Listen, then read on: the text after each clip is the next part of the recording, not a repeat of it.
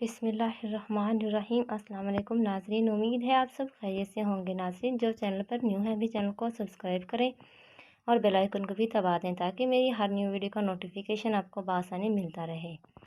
بہت عرصے پہلے کی بات ہے کہ ایک گاؤں میں خوبرو نوجوان رہا کرتا تھا۔ اس کا نام شہریار تھا۔ وہ ایک انتہائی نیک دل اور دیندار انسان تھا۔ وہ 5 وقت کا نمازی اور حافظ قرآن بھی تھا۔ وہ نوجوان ایک بہت ہی خوبصورت آواز کا مالک تھا اور وہ قرآن مجید کی تلاوت بہت ہی خوبصورت انداز میں کیا کرتا تھا۔ وہ اپنے پورے گاؤں کا چہیتا تھا۔ پورے گاؤں اس کی نیک نیتی سے واقف تھا۔ اس نوجوان کے والدین بھی بہت نیک تھے۔ اس کے والدین کا انتقال ہو چکا تھا اور وہ اکیلا ہی اس گاؤں میں رہتا تھا۔ وہ اپنا گزر بسر کرنے کے لیے لکڑیاں کاٹ لیا کرتا تھا اور ان کو بیچا کرتا تھا۔ گاؤں کے قریب ہی ایک گھنا جنگل تھا جہاں سے وہ کچھ روز لکڑیاں کاٹتا اور پھر انہیں بیچ کر اپنی روزی روٹی کماتا۔ اس جنگل میں بہت سی افواہیں مشہور تھیں۔ جب سے اس نوجوان نے جنگل سے لکڑیاں کاٹنے کا کام شروع کیا، اس کے بعد سے جنات اور پریوں کے واقعات مشہور ہوئے اور لوگوں کے دلوں میں خوف بیٹھ گیا۔ اس سے پہلے جنگل کے بارے میں کوئی بھی افواہ نہیں تھی، لیکن اس لکڑہارے کے جنگل سے لکڑیاں کاٹنے کا کام شروع کرنے کے بعد یہ سب واقعات مشہور ہونا شروع ہو گئے اور لوگوں کے ساتھ چھوٹے موٹے غیر معمولی واقعات بھی پیش آنا شروع ہو گئے۔ اسی گھنے جنگل میں ایک ٹھنڈے اور میٹھے پانی کا تالاب تھا اور ساری افواہوں کا تعلق اسی تالاب سے تھا۔ لوگوں کا ماننا تھا کہ پریاں اس تالاب پر آتی ہیں اور وہاں قیام کرتی ہیں اور پریوں کے ساتھ ان کی حفاظت کے لیے چند جنات بھی ہوتے ہیں۔ لیکن یہ نوجوان لکڑہارا ان سب باتوں پر یقین نہیں کرتا تھا اور وہ روزانہ صبح کے وقت فجر کی نماز ادا کر کے بے خوف و خطر بغیر کسی ڈر کے جنگل چلا جاتا۔ وہ اپنے ساتھ قرآن پاک بھی رکھتا تھا۔ یہ اس کا روز کا معمول تھا اور وہ بغیر ناگہ روزانہ جنگل جاتا تھا کیونکہ اس کے علاوہ اس کے پاس روزی روٹی کا کوئی ذریعہ نہیں تھا۔ لہٰذا وہ بغیر کسی ناگے کے روزانہ جنگل جاتا، لکڑیاں کاٹتا، وہاں رہ کر نماز کے وقت نماز ادا کرتا اور فارغ وقت میں بیٹھ کر اپنی خوبصورت آواز میں قرآن پاک کی تلاوت بھی کرتا اور شام کو لکڑیاں بیچ کر جنگل سے واپس لوٹ آتا۔ تمام گاؤں کے لوگ اس جنگل کے میں عصر کے بعد رکنے سے گھبراتے تھے، لیکن وہ نوجوان مغرب کی نماز ادا کر کے وہاں سے نکلتا اور راستے میں لکڑیاں بیچ کر اپنے گاؤں واپس آتا۔ گاؤں کے کافی لوگوں نے اس بات کا دعویٰ کیا کہ انہوں نے اس تالاب کے آس پاس جنات کی موجودگی اور پریوں کو محسوس کیا ہے۔ اس وقت تک کوئی بھی نہیں جانتا تھا کہ یہ افواہیں سچ ہیں یا نہیں، سوائے ان کے جو ان کا دعویٰ کرتے تھے۔ لیکن ان واقعات سے لوگوں کے دلوں میں خوف بیٹھا ہوا تھا اور وہ کچھ حد تک یقین بھی رکھتے تھے۔ لیکن جیسے کہ نوجوان اسی تالاب کے آس پاس اپنا سارا دن گزارتا تھا، وہ ان تمام باتوں پر یقین نہیں کرتا تھا۔ وہ اپنی زندگی بغیر کسی خوف کے گزارتا تھا۔ تمام گاؤں والے اس بات سے حیرت زدہ ہوتے تھے کہ یہ مغرب تک جنگل میں کیسے رہتا ہے اور اسے ان جنات اور پریوں کی موجودگی کا احساس کیوں نہیں ہوتا۔ اس نے لوگوں کو یقین دلانے کی بہت سی کوشش کی، لیکن تالاب کے آس پاس کوئی جنات یا پریاں نہیں ہیں، لیکن ان کے دل میں خوف بیٹھا اس کو بات پر یقین کرنے نہیں دیتا تھا۔ پھر ایک دن کچھ ایسا ہوا کہ اس نوجوان کے علاوہ باقی تمام گاؤں والوں کو یقین ہو گیا کہ وہاں جنات اور پریاں موجود ہیں۔ دراصل ایک دن ایک عیاش پسند آدمی اپنے چند دوستوں اور خوبصورت لڑکیوں کے ساتھ اس جنگل سے گزر رہا تھا تو اس نے تالاب کے پاس رات کو قیام کیا اور اگلے دن ان تمام لوگوں کی لاشیں جنگل کے کونے سے برآمد ہوئی۔ تمام گاؤں والوں نے اس بات پر یقین کر لیا کہ اس عیاش پسند آدمی اور اس کے دوستوں کو جنات اور پریوں نے مارا ہے، لیکن اس نوجوان نے اس واقعے کو حادثہ سمجھ کر بھلا دیا۔ لیکن اس واقعے نے گاؤں والوں کا دلوں پر گہرا اثر چھوڑا اور وہ پہلے سے بھی زیادہ خوفزدہ ہو گئے تھے۔ تب سے گاؤں والوں نے اس جنگل کے اندر جانا تو دور کی بات، اس کے آس پاس سے بھی گزرنا چھوڑ دیا اور وہ اس نوجوان کو بھی اکثر سمجھاتے تھے کہ اس جنگل سے لکڑیاں لانا چھوڑ دو اور کچھ اور کام ڈھونڈ لو، لیکن وہ نہ سنتا، کیونکہ جس چیز یعنی جنات کو اس نے آج تک اپنے آس پاس محسوس ہی نہیں کیا تو وہ اس پر یقین بھی نہیں کرنا چاہتا تھا۔ وہ خوب رو نوجوان اکثر یہ بات سوچتا کہ تمام گاؤں والے بلا وجہ جنات اور پریوں سے گھبراتے ہیں، جبکہ جنگل اور تالاب کے آس پاس ایسا کچھ بھی نہیں ہے۔ لیکن وہ ان تمام باتوں پر زیادہ توجہ نہیں دیتا تھا اور اپنے کام میں مصروف رہنا پسند کرتا تھا۔ وہ لوگوں میں زیادہ گھلتا ملتا نہیں تھا اور اپنے آپ میں ہی رہنا پسند کرتا تھا۔ پھر ایک وقت ایسا بھی آیا کہ پورے گاؤں کا چاہتا شک کے زمرے میں آ گیا اور پورے گاؤں کو اس پر شک ہونے لگا کہ جنات اور پریوں کی جنگل میں موجودگی کا سبب یہی ہو سکتا ہے، کیونکہ تمام گاؤں والے ہیں تقریباً حادثات کا شکار ہو چکے تھے، لیکن یہ نوجوان بالکل صحیح سلامت فجر کی نماز ادا کر کے جنگل جاتا ہے اور شام کو صحیح سلامت واپس لوٹ بھی آتا ہے اور کوئی حادثہ بھی اس کے ساتھ پیش نہیں آتا۔ لوگوں نے اس سے پوچھنا شروع کر دیا کہ یہ ایسا کیا کرتا ہے کہ اس کو جنات اور پریوں کی موجودگی کا احساس تک نہیں ہوتا، جبکہ باقی تمام لوگ حادثات کا شکار ہو چکے تھے۔ ہر کوئی اس کو مشکوک نظروں سے دیکھتا تھا۔ پھر ایک وقت ایسا آیا کہ یہ لوگوں کے رویوں سے تنگ آ گیا اور اس نے جنگل جانا چھوڑ دیا۔ جب اس نوجوان نے جنگل جانا چھوڑا تو جنگل کے حادثات جنگل سے نکل کر گاؤں کی طرف آنا شروع ہو گئے اور تمام گاؤں والوں کے ساتھ گاؤں کے اندر رہتے ہوئے چھوٹے موٹے حادثات ہونا شروع ہو گئے۔ مثلاً بلا وجہ لوگوں کے جانور مرنا شروع ہو گئے اور اسی طرح کے دیگر حادثات ہونا شروع ہو گئے۔ ایک دن تمام گاؤں والے اکٹھے ہو کر اس کے پاس آئے اور اسے دوبارہ جنگل جانے کی ہدایت کی، لیکن اس نے انکار کر دیا۔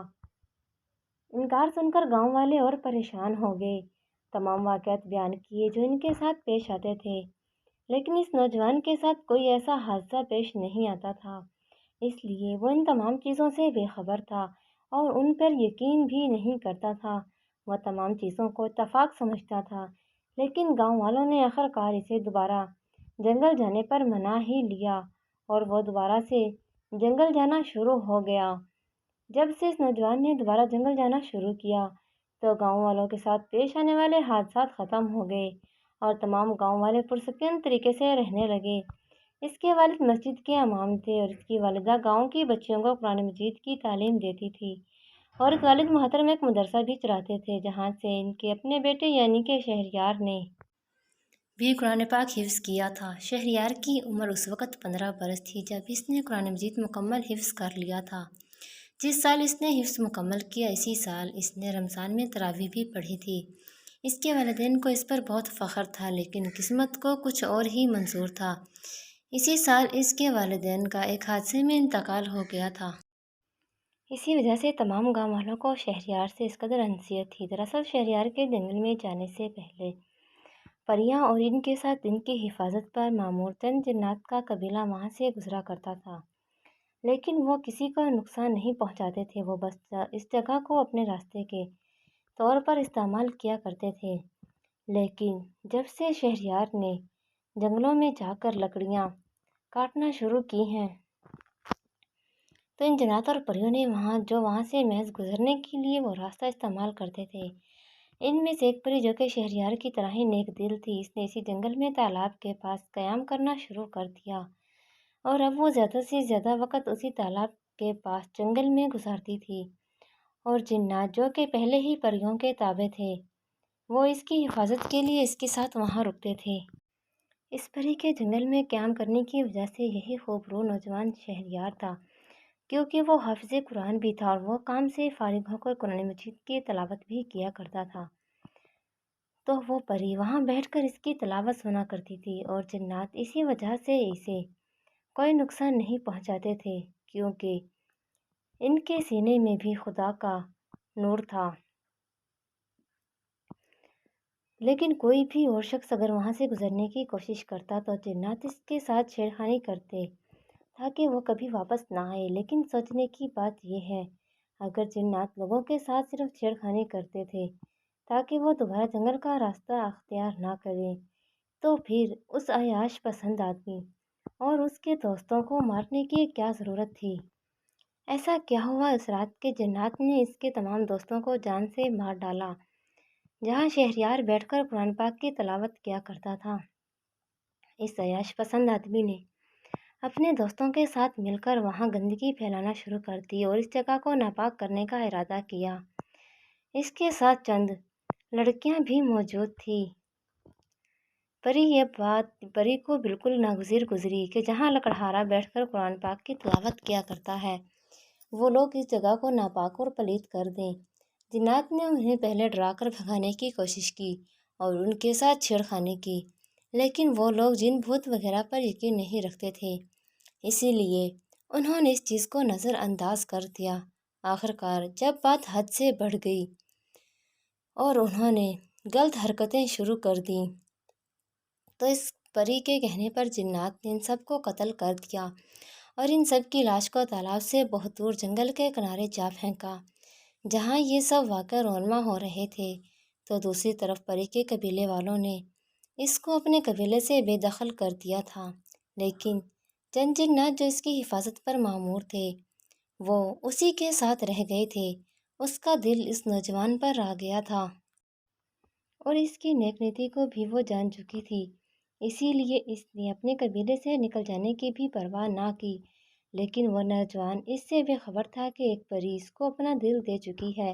بعد ازاں جب گاؤں والوں کے اصرار کرنے پر شہریار نے جنگل جانا چھوڑا، جیسے کہ میں پہلے بتا چکی ہوں، اور اس میں معمول جنگل میں تالاب کے پاس شہریار کی تلاوت بھی سن لیتی اور اس کو بیٹھ کر دیکھتی رہتی۔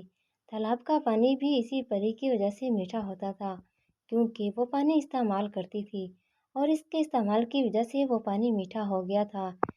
جیسے کہ کہانی میں پہلے بتایا گیا ہے کہ جنگلات میں ہونے والے تمام واقعات شہریات سے جڑے تھے اور گاؤں والوں کو بھی اس بات کا یقین تھا، لیکن وہ اس بات سے کافی حد تک انجان تھے۔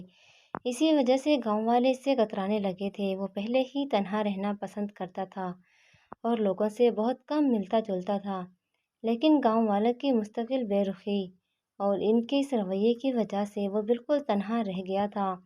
گاؤں والوں کا اپنے ساتھ ایسا رویہ دیکھ کر وہ بہت پریشان رہتا تھا اور اکثر اس بات کو سوچنے پر مجبور ہو جاتا تھا، کیا واقعی جنگل میں ہونے والے واقعات جنات اور پریوں کی کہانیاں اس سے ہی منسلک ہیں، اور کیا یہی ان سب واقعات کی وجہ ہے؟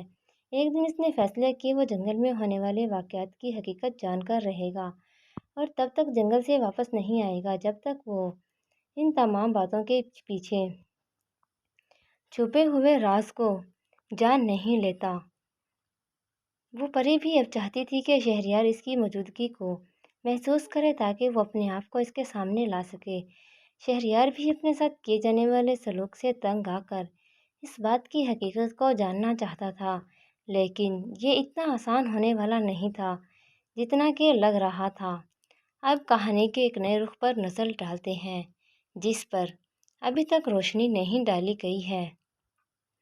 جہاں دو دل ملنے والے تھے، وہیں پیار کے دشمن بھی موجود تھے جن کو یہ سخت ناگوار گزرا تھا۔ پری کے قبیلے والوں نے بے شک اسے اپنے قبیلے سے نکال دیا تھا، لیکن پھر بھی وہ ایسا ہرگز نہیں ہونے دے سکتے تھے کہ ان کے قبیلے کی ایک پری انسان کو اپنا دل دے بیٹھے اور اس کے ساتھ اپنا گھر بسائے۔ دراصل پری کے ماں باپ نے بھی اپنے اپنے قبیلوں کے خلاف جا کر شادی کی تھی اور وہ ایسا ہرگز نہیں چاہتے تھے کہ ماضی دوبارہ اپنے آپ کو دہرائے اور نورلین دوبارہ یہی غلطی کرے۔ پری کا نام نورلین تھا۔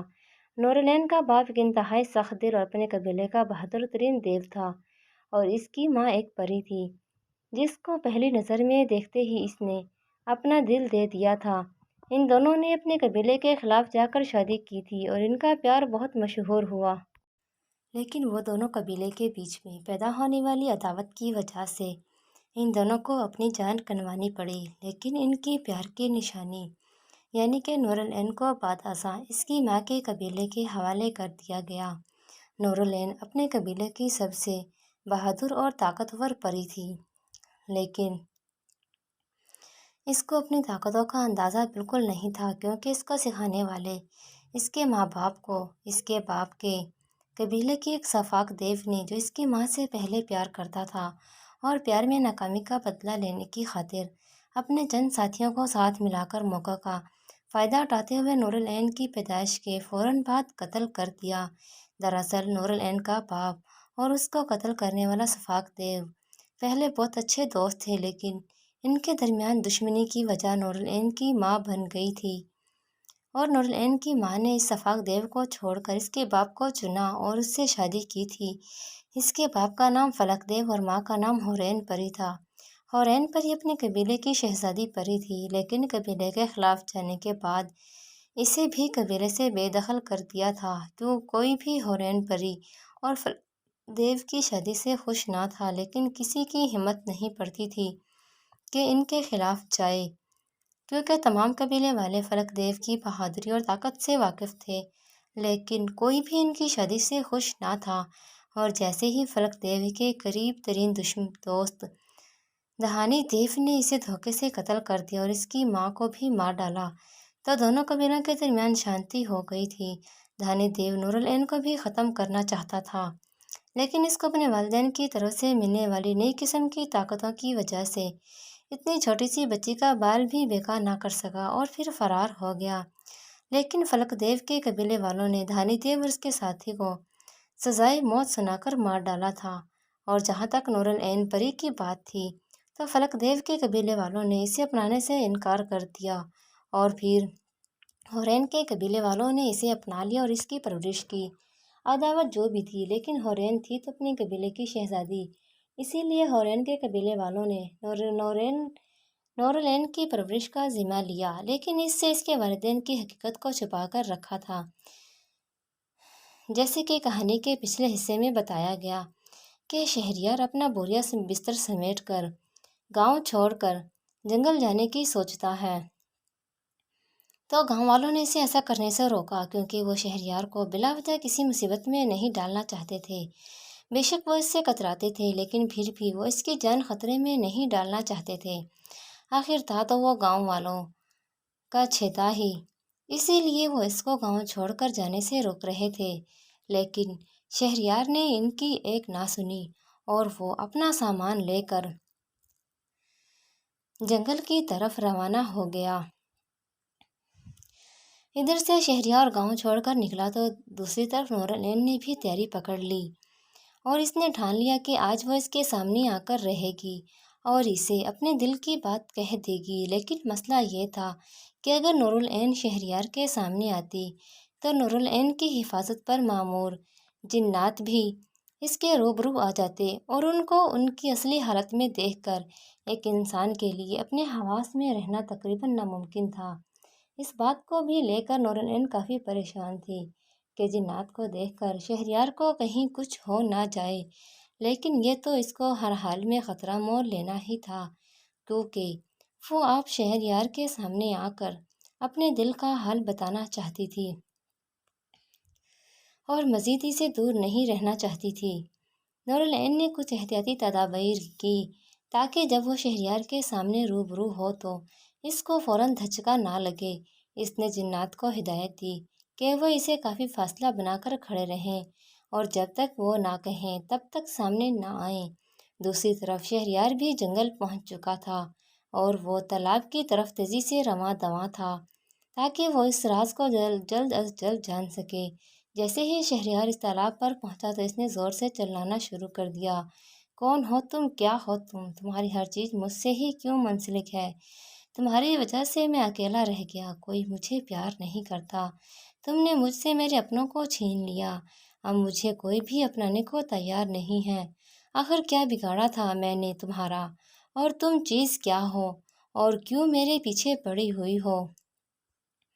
یہ کہتے کہتے وہ زاروں قطار رونے لگا۔ اتنے میں شہریار کے کانوں میں رس کھولنے والی میٹھی سی آواز آئی۔ یہ میٹھی اور پیاری سی آواز ایک لڑکی کی تھی جو کہ شہریار کے کانوں میں پڑی اور وہ ایک دم چونک گیا، اس کے منہ سے بے ساختہ نکل گیا، سامنے آؤ، کون ہو تم، کیا چاہتی ہو، وہ آیت الکرسی کا ورد کرنے لگا۔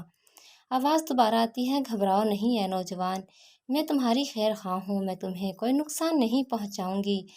شہریار آواز سن کر مزید گھبرا گیا اور بولا، سامنے آؤ، سامنے آ کر بات کرو، کون ہو تم اور کہاں ہو تم؟ سامنے آؤ۔ اس کی حالت بگڑتی جا رہی تھی اور وہ پسینے سے شرابور ہو رہا تھا۔ یہ سب نور العین کے لیے برداشت کرنا بہت مشکل تھا، کیونکہ اس کی آنکھوں کے سامنے وہ نوجوان جس سے وہ پیار کرتی تھی اپنے حواس کھو رہا تھا اور اس کی حالت بگڑتی جا رہی تھی۔ یہ دیکھ کر نور العین فوراً شہریار کے روبرو آ گئی اور اس کی آنکھوں کے سامنے آ کھڑی ہوئی۔ اپنے سامنے خوبرو جوان لڑکی کھڑی دیکھ کر شہریار کے اوزان خطا ہو گئے، ایسے جیسے وہ سکتے میں چلا گیا۔ زلفیں گھنی اور اندھیری رات سے بھی سیاہ کالی، ہونٹ گلابی اور گالوں پر لالی، چہرے پر بڑی بڑی اور خوبصورت سی نیلے رنگ کی آنکھیں، مانو ایسے جیسے اس دنیا کی ہی نہیں۔ ایسا حسن اس نے آج سے پہلے کبھی نہیں دیکھا تھا۔ اصل امتحان تو ابھی باقی تھا۔ جہاں وہ نور العین کی خوبصورتی میں گم ہو گیا، وہیں اچانک ہی نور العین کے پیچھے کھڑے جنات پر اس کی نظر پڑی۔ آنکھیں ایسی کہ بھی باہر ابل کر پڑے گی، دانت اتنے کے لمبے اور ان سے خون ٹپک رہا تھا، ناخن ان کے ایسے جیسے صدیوں سے کاٹے ہی نہیں، چہرے اتنے ڈراؤنے کہ کوئی دیکھے تو وہیں بے ہوش ہو جائے، ایک ایک بال اتنا موٹا اور لہراتا ہوا جیسے سر پر سانپ لگا کر گھوم رہے ہوں، الغرض اتنے بھیانک کہ پہلی بار دیکھنے پر سانس اوپر کا اوپر اور نیچے کا نیچا رہ جائے۔ شہریار جو نور العین کو دیکھ کر اپنے حواس کھو بیٹھا تھا، جنات پر نظر پڑتے ہی بے ہوش ہو گیا۔ نور العین یہ دیکھ کر بے حد غصہ ہوئی اور جنات پر برس پڑی۔ اس سے شہریار کی فکر ہونے لگی کہ کہیں اسے کچھ ہو نہ گیا ہو۔ اس نے کہا کہ جب میں نے تم لوگوں کو بولا تھا کہ سامنے مت آنا، تو پھر تم لوگ کیوں سامنے آئے ہو؟ جنات نے بولا، جیسے ہی آپ کی اس کی آنکھوں کے سامنے آئی تو اس کی آنکھوں کا پردہ ختم ہو گیا۔ ناظرین، اس کہانی کا بقیہ پارٹ 2 دیکھنے کے لیے میرے چینل کو سبسکرائب کریں اور ویڈیو کو لائک اور شیئر بھی کر دیں۔ جی ہاں، دوسرے پارٹ کے لیے انتظار کریں۔ ملتے ہیں ایک دوسرے پارٹ کے ساتھ۔ اوکے، اللہ حافظ۔